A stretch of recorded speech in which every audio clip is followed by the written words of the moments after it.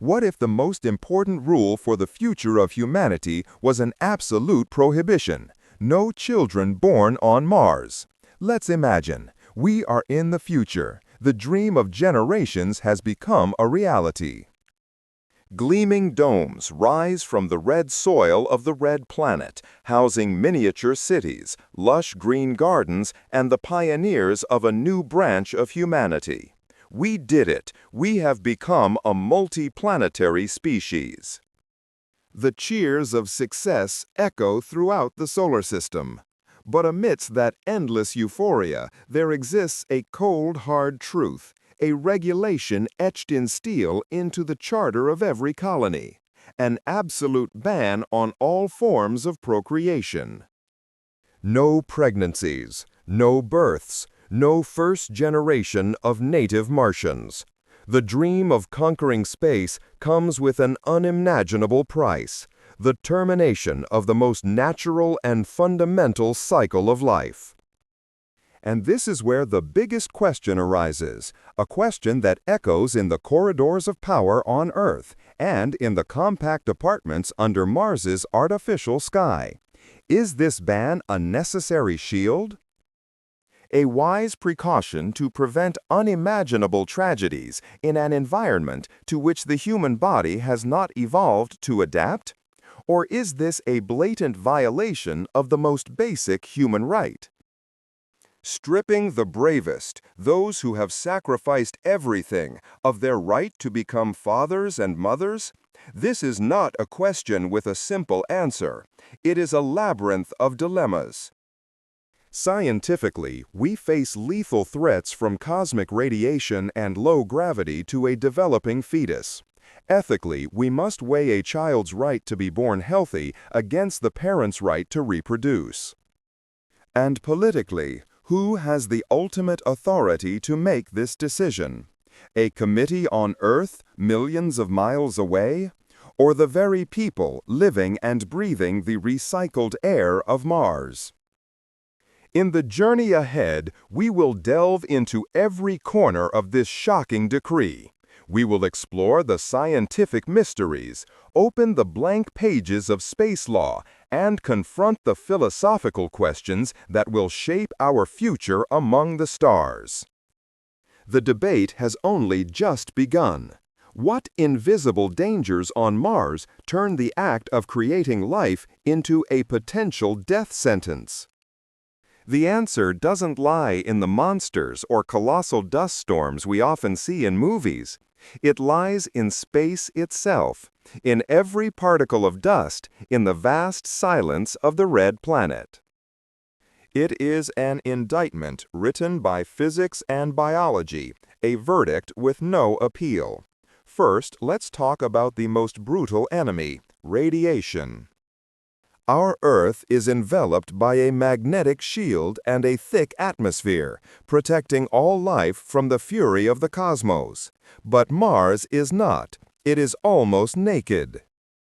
Its fragile atmosphere is merely a flimsy veil, and its weak magnetic field is like a torn umbrella. This turns the Martian surface into a firing range for high-energy particles. There are two main types of ammunition in this perpetual assault. First are the galactic cosmic rays, or GCRs, subatomic particles accelerated to near the speed of light by distant supernova explosions. They penetrate everything, including the hulls of spacecraft and the walls of settlements. Second, and more unpredictable, are the solar proton events, or SPEs, intense radiation storms ejected from the sun without warning. For an adult, constant exposure to this radiation increases the risk of cancer, cataracts, and central nervous system damage. But for an embryo, a fetus in the midst of extremely rapid cell division, it is a catastrophe. Imagine DNA, the instruction manual of life, being copied at a dizzying pace. Each GCR particle that passes through is like a microscopic bullet, tearing through the pages of that book, causing random mutations. Cells may die, Organs may form incorrectly, or worse, replication errors could lead to horrific birth defects that medicine cannot anticipate. A fetus on Mars would be subjected to hundreds of times more radiation than on Earth. A 9-month pregnancy in that environment is not a natural process, but a cruel gamble with the odds stacked against life. But radiation is only half of the story. The second danger is more subtle, but no less perilous: gravity. On Mars, you only weigh 38% of your Earth weight. This feeling of lightness might be fun at first, but for a developing body, it is a curse. The human body evolved over millions of years in Earth's 1G environment. Gravity is the invisible signal that tells our bones to be strong, our muscles to be powerful, and our hearts to pump blood against a constant resistance. In a low-gravity environment, those signals disappear. What does this mean for a fetus? Its skeleton, which needs the stress of gravity to develop density, would likely become thin, as brittle as glass. Its muscles, including the all-important heart muscle, would not develop their full strength. The vestibular system, responsible for balance, could be permanently disordered. We could be creating a human whose physiology is designed for Mars, but that also means they would be forever imprisoned on that planet. If such a child were brought back to Earth, the gravity of their home planet would crush them. Their bones would break, their heart would be too weak to pump blood to their brain. They would be true aliens, unable to survive in the world of their ancestors. Next, we must confront the harsh reality of the mother. Pregnancy is already a tremendous physiological challenge, even in the most ideal conditions on Earth. On Mars, it becomes an ordeal. An astronaut's body already struggles to adapt: loss of bone and muscle mass, space anemia, vision changes. Adding the burden of nurturing another life would push a woman's body to its absolute limit. But what about the psychological burden? Imagine being pregnant in a confined space, millions of miles from home, isolated from the natural world, with no real sunlight, no fresh air. Every day you live with the fear of radiation, of a technical failure that could erase everything. This chronic stress is not just a feeling. It releases hormones like cortisol into the bloodstream, which can cross the placenta and negatively affect the brain development of the fetus. The Martian habitat, by its very nature, is a hostile environment for new life, both physically and mentally. Finally, and perhaps the most decisive factor, is the lack of medical resources.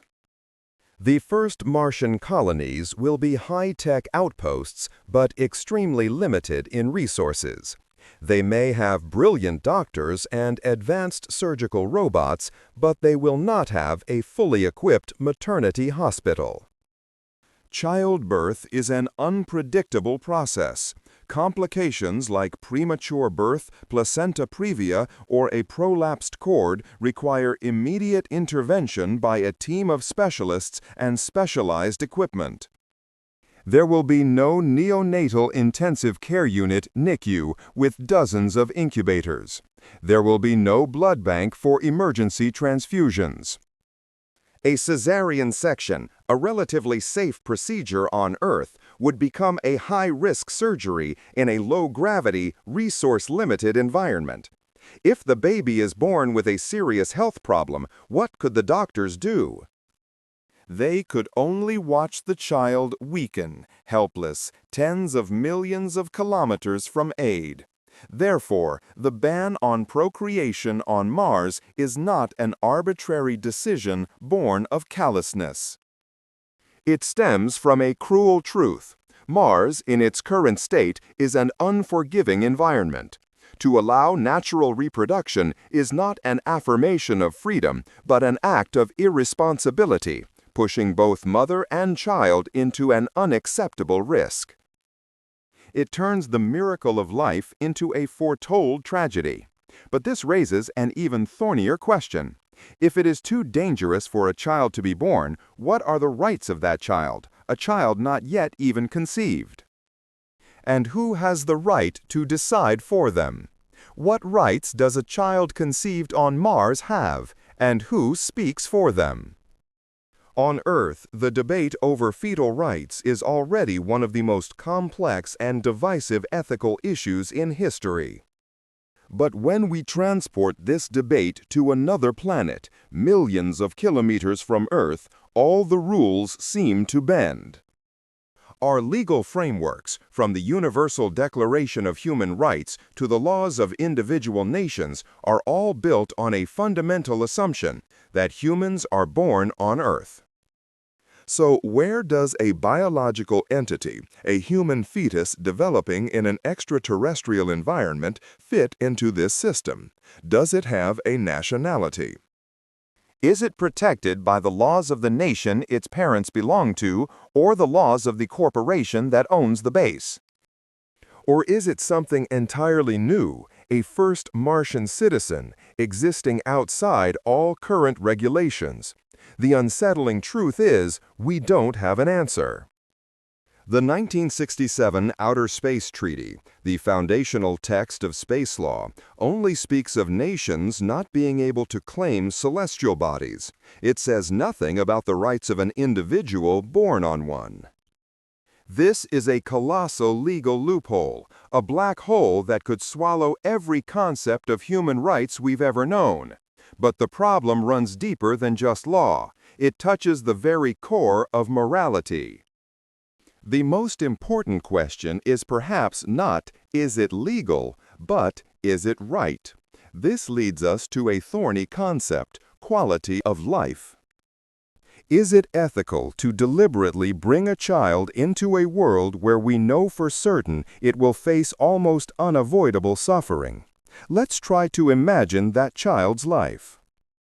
Its bones would never achieve the density of an Earth-born child, leaving it frail and prone to fractures. Its immune system would be constantly bombarded by cosmic radiation, increasing the risk of cancer and other illnesses.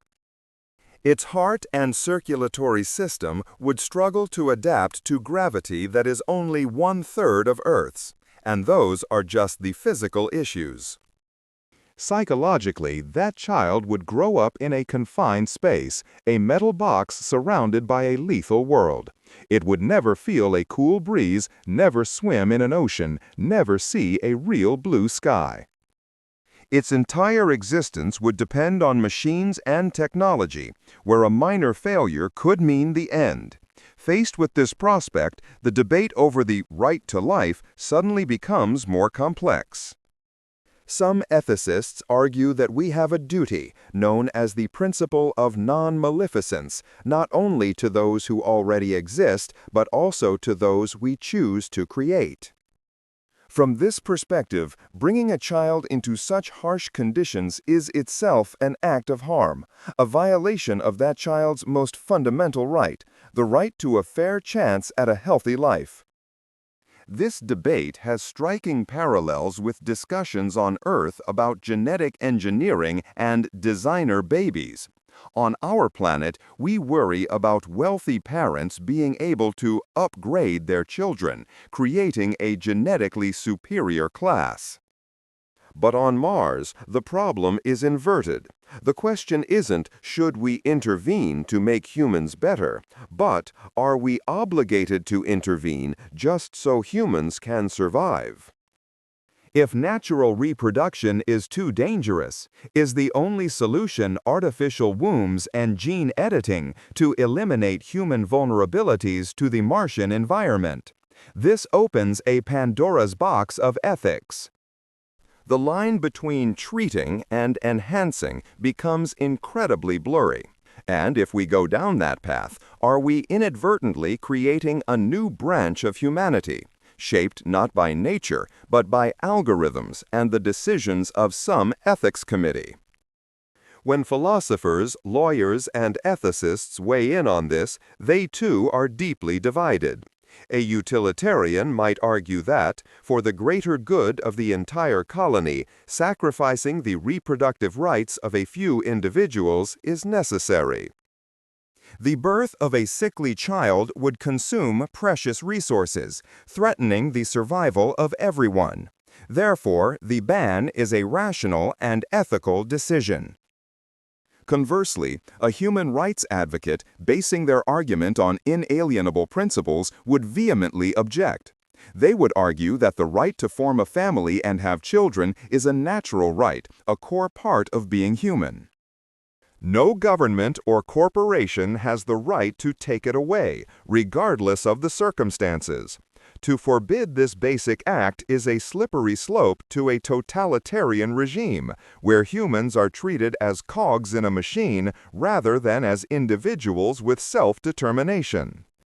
And then there are other, more nuanced views. They suggest the answer lies not in banning or allowing, but in when and how. Perhaps we should wait until technology is advanced enough to guarantee a safe life for a Martian child. Perhaps we need a new interplanetary constitution, drafted by all spacefaring nations and entities to clearly define rights and responsibilities in this new era. Ultimately, the question of the rights of an unborn child on Mars is not just about a fetus. It is a test of ourselves. It forces us to confront the hardest questions about what it means to be human, about the limits of individual freedom, and about our responsibility to future generations. There are no easy answers. Every path we choose leads to a different future for humanity, and this terrifying ambiguity sets the stage for the next and perhaps most critical mystery. Who, or what power, gets to make this ultimate decision? What power, Earth's governments, a private corporation, or the colonists themselves, gets to make this ultimate decision? This is no longer a theoretical question.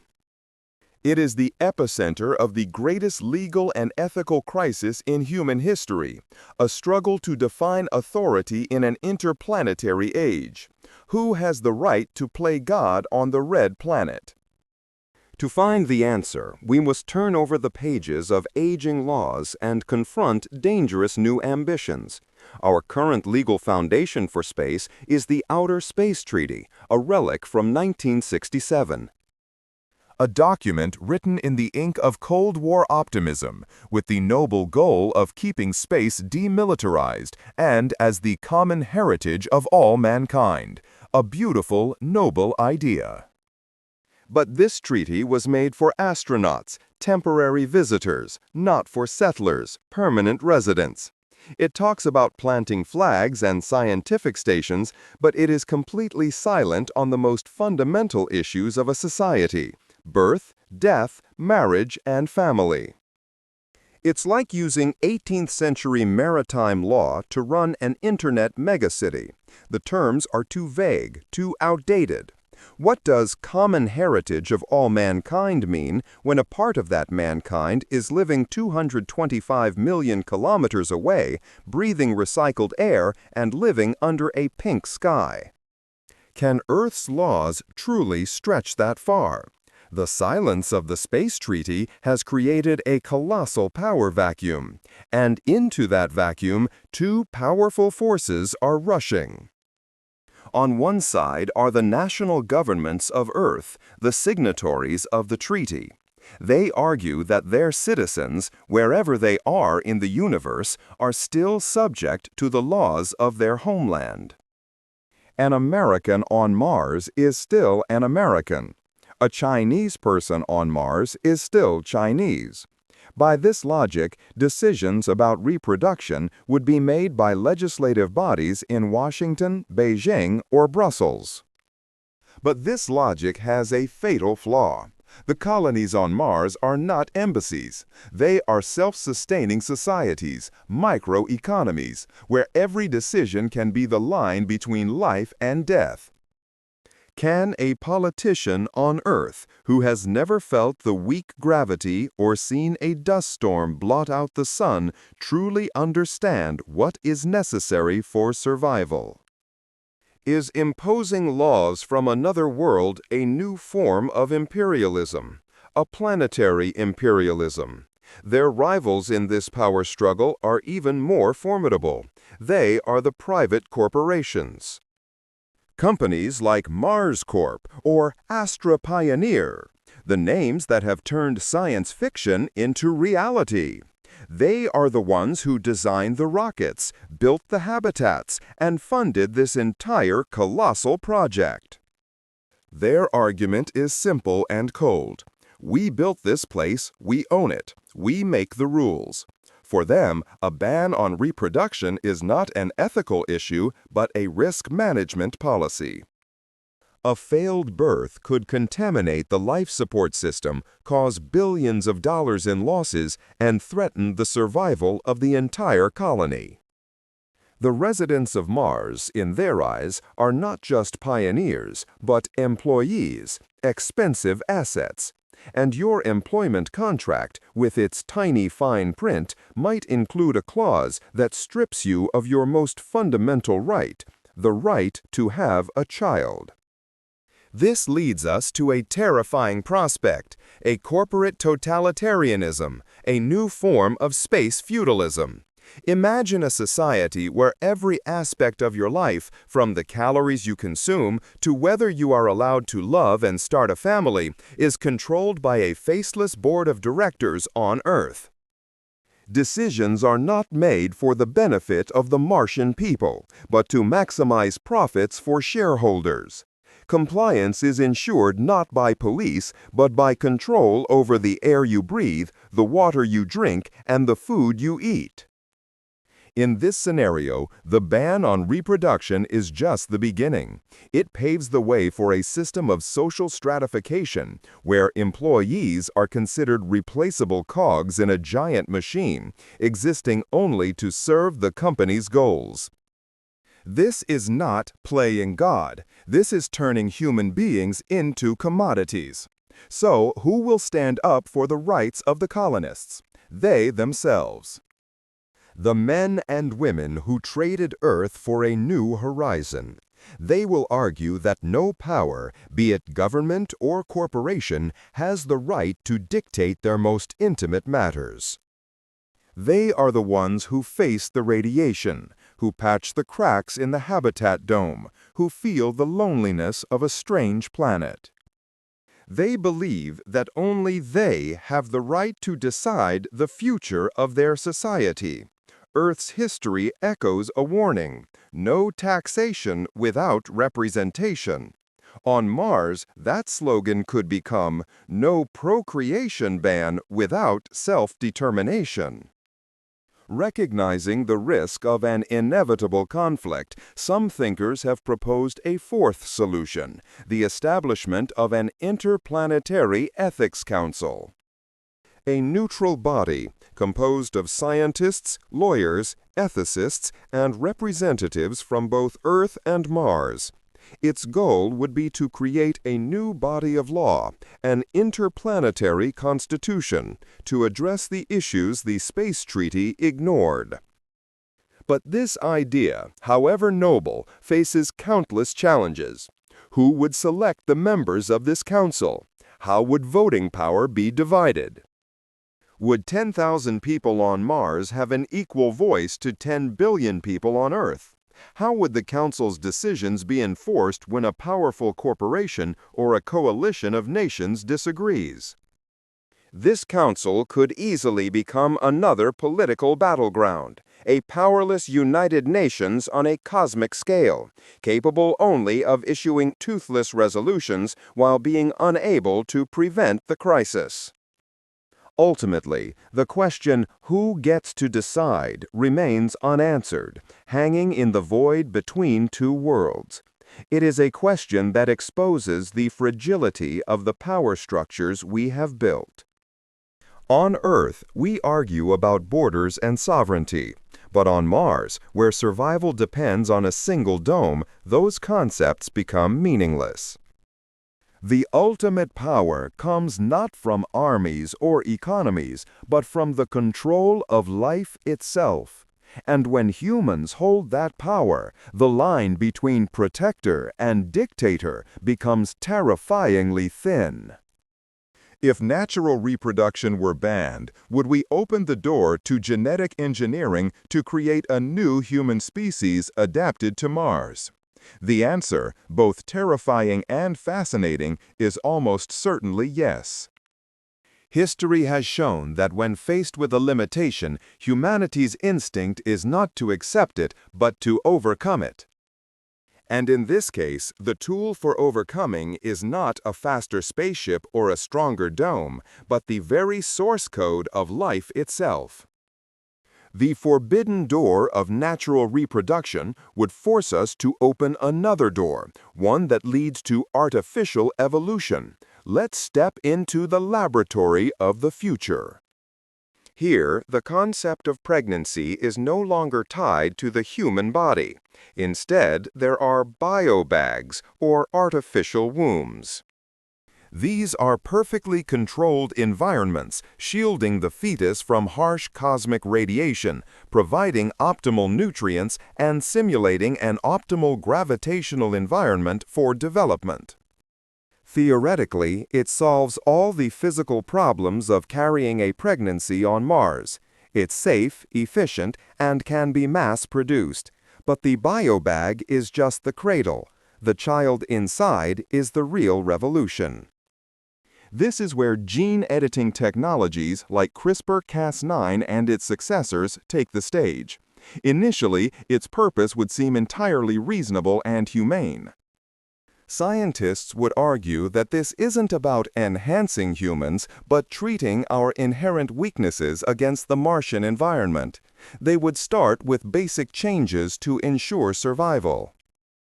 For example, they would edit genes to increase bone density, combating the degeneration caused by weak gravity. They would enhance the cell's natural DNA repair mechanisms to resist the damage from radiation. They might alter the bone marrow's structure to produce more red blood cells, helping the body absorb oxygen more efficiently in the thin atmosphere. Who could argue with these interventions? Isn't it our moral responsibility to ensure that the first generation born off Earth has a chance at a healthy life? But this is precisely where we step onto a slippery slope.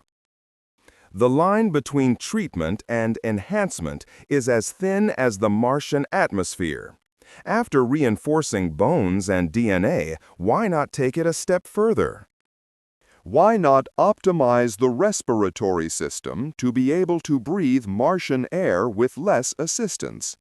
Why not adjust the circadian rhythm to match a day that is 24 hours and 39 minutes long? And then, more audacious questions arise. Living on Mars requires extreme intelligence and psychological stability. So why not tweak the genes related to cognitive function, enhancing memory, problem-solving skills, or even the ability to resist loneliness and depression? An act that began as a necessary protective measure has now turned into a genetic arms race. We are no longer just creating humans who can survive on Mars. We are designing humans who belong on Mars. And the inevitable consequence of this process is the birth of two separate branches of humanity. On the blue planet, we have Homo sapiens, the natural human, a product of millions of years of random evolution. And on the red planet, we will have a new species, perhaps called Homo Martis. They would be taller, more slender, with stronger but lighter bones, skin with better radiation resistance, and a brain that might be fine-tuned for their habitat. This difference would not just be biological. It would create a cultural and psychological chasm. Martians, born and raised in 0.38 G, could never return to Earth. The home planet's gravity would crush their skeletons and circulatory systems. They would be permanent exiles from humanity's cradle.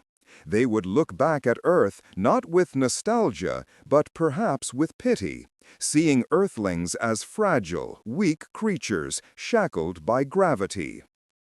Conversely, Earthlings would look at Martians with a mixture of awe, envy, and fear. Would we still consider them human? Or have they become something else, an artificial life form, more a product of technology than of nature? This division would ignite unprecedented ethical and political debates. Would Martians have full human rights? Or would they be considered the property of the corporation that created them, a designer workforce meant to exploit resources for a depleting Earth? This leads us to the final and most unsettling question. By controlling reproduction and evolution, we are seizing a power that once belonged only to nature or to God. Who will make the decisions? Who will sit in the cosmic designer's chair, deciding which genes are good and which are bad? A UN scientific council? The board of directors of a private corporation? Or a supposedly objective artificial intelligence? Every choice, every line of genetic code altered will shape not just the life of one individual, but the entire future of that branch of humanity. We are gambling with our very essence. The ban on natural reproduction, a measure enacted with the good intention of protection, ends up opening the Pandora's box of directed evolution. It turns humans from participants in the dance of evolution into its choreographers. And in history, whenever man has tried to play God, the story rarely has a happy ending. But no matter how promising or terrifying these technologies may be, they cannot extinguish one of the most primal and powerful human instincts, the right to determine one's own destiny and to create life on one's own terms. When humanity's most basic instinct is suppressed, how will the rebellion unfold? Earth's history has taught us an undeniable lesson. Any system that seeks to extinguish the deepest human desires, for love, for family, for continuity, sows the seeds of its own downfall.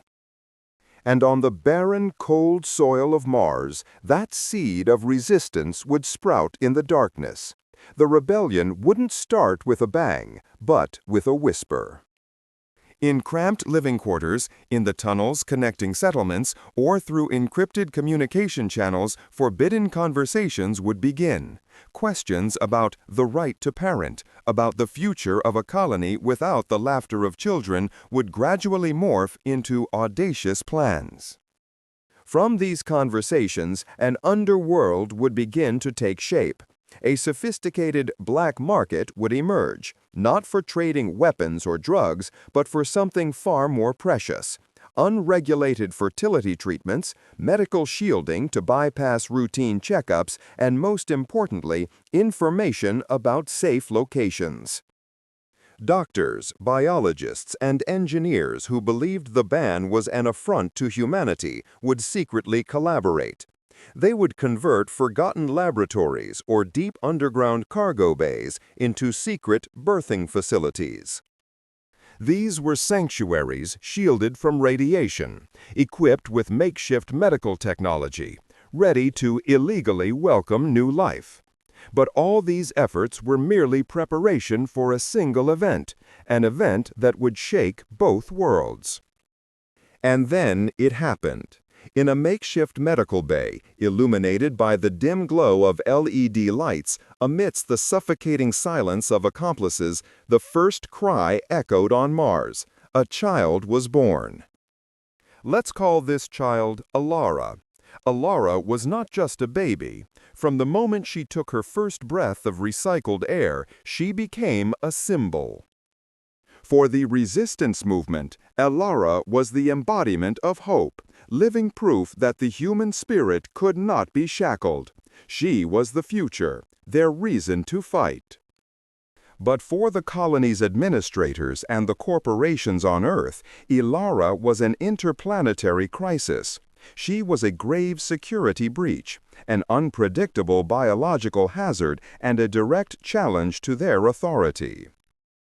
Ilara's existence transformed a philosophical debate into a real-world confrontation. Was this first Martian child considered human under Earth law? Were her parents courageous pioneers or reckless criminals? And the most terrifying question of all, what was to be done with her? The authorities could not remain silent. The existence of an undocumented child was an unacceptable vulnerability. And so, the machine of control began to tighten its grip. The tactics for enforcing the ban became more ruthless and invasive than ever. Comprehensive biological surveillance was deployed. Every colonist was subjected to weekly health screenings, not just to monitor the effects of the Martian environment, but to detect the earliest signs of pregnancy. The biometric data of every individual was continuously analyzed by artificial intelligence, searching for any anomaly. The right to bodily privacy completely vanished. But the most controversial, most horrific measure was the interference with the very source of life. Rumors spread that reproductive inhibitors, colorless, odorless chemical compounds, were being secretly introduced into the water filtration and air recycling systems. The idea was abhorrent, turning the very elements that sustained life into tools of sterilization. This was no longer a social prohibition. It had become a silent biological war against their own people. This brutal crackdown only added fuel to the fire. As families were separated, as those suspected of pregnancy disappeared for medical treatment, the initial fear turned into rage. The rebellion of whispers was over. Now was the time for open confrontation. The question of the right to parent had now become a larger one. Who truly had the right to control Mars? The people who had poured their sweat and blood into building a civilization on the red planet, or the rulers on a distant blue world. The conflict escalated. Protests inside the biodomes were suppressed. Acts of sabotage targeting surveillance infrastructure increased.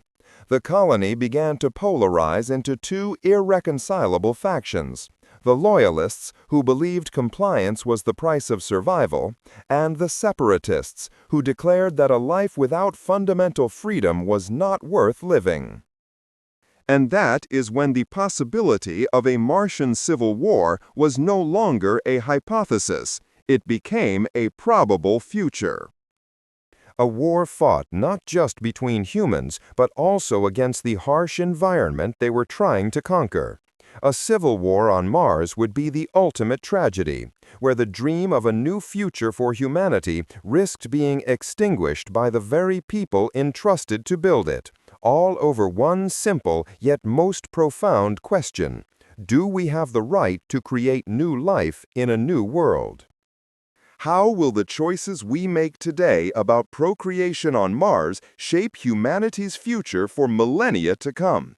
This question is not just a thought experiment, it's a mirror reflecting the crossroads at which humanity now stands. Our journey through the mysteries of a Martian procreation ban has revealed an issue of incredible, multifaceted complexity. We've traveled from the tangible biological dangers, cosmic radiation, weak gravity, harsh isolation, to the thorny ethical questions about the rights of an unborn life and the definition of a life worth living. We've analyzed the power struggles between nations, private corporations, and the pioneers who will call the Red Planet home. We've opened Pandora's box of genetic engineering, confronting the prospect of creating a new branch of humanity, Homo Martis, designed for survival. And finally, we've seen that the most fundamental human instinct, the drive to reproduce, will never be easily suppressed, and that resistance is inevitable. So, where does all this leave us? First, we must recognize that this is not a distant science fiction story. The debates surrounding a Mars ban are, in fact, amplified versions of debates happening right here on Earth. We are grappling with the ethics of CRISPR technology and human gene editing. We are arguing over reproductive rights and bodily autonomy. We are witnessing the growing power of tech corporations in shaping society. How we resolve these issues here and now will set the template for the rules we establish among the stars. The path forward splits into several branches, each leading to a profoundly different future. One scenario is the permanent divergence of the human species. On one branch, Homo sapiens continues to evolve on Earth. On the other, Homo Martis, a genetically modified species adapted to its new environment, exists as a strange sibling. Would this lead to an era of interplanetary cooperation, or would it be the beginning of prejudice, conflict, and war between worlds? Another future, perhaps even more terrifying, is a controlled humanity. In this scenario, corporations or a global government use technology to manage the most intimate aspect of life, reproduction. The decision to have a child is no longer a personal choice, but a variable in an economic equation, a privilege granted based on compliance, productivity, or strategic purpose. Off-world colonies become not beacons of freedom, but vast laboratories for social engineering. But is there a third path, one not yet charted? A future where we use our collective wisdom to build an interplanetary charter of human rights, where technology serves humanistic values, not the other way around. A future where we recognize that preserving the biological and genetic diversity of our species is just as important as conquering new frontiers. This path requires wisdom, compassion, and a vision that transcends national interests or corporate profits. This is not a decision that can be made by a small group of scientists, politicians, or billionaires.